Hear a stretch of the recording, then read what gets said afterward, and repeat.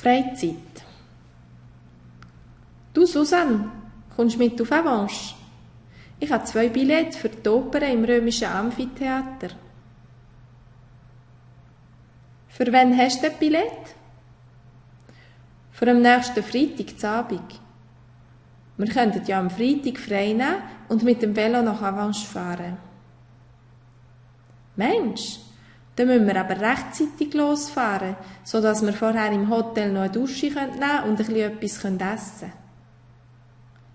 Ja, und am Samstag fahren wir dann um den Murtensee herum und gehen dann vom Murten aus mit dem Zug wieder heim. Oh ja, das ist eine gute Idee.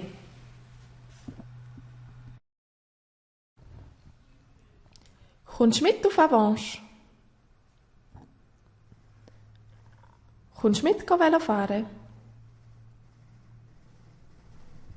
Ich habe 2 Billette für die Oper im römischen Amphitheater. Für wann hast du das Billett? Für am nächsten Freitagabend.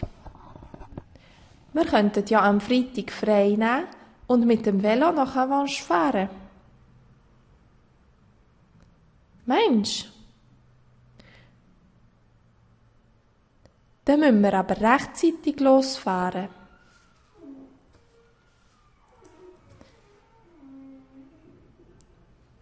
Sodass wir vorher im Hotel noch eine Dusche nehmen können. Und ein bisschen etwas essen können. Ja, und am Samstag fahren wir dann um den Murtensee herum. Und gehen dann vom Murten aus mit dem Zug wieder heim. Oh ja, das ist eine gute Idee.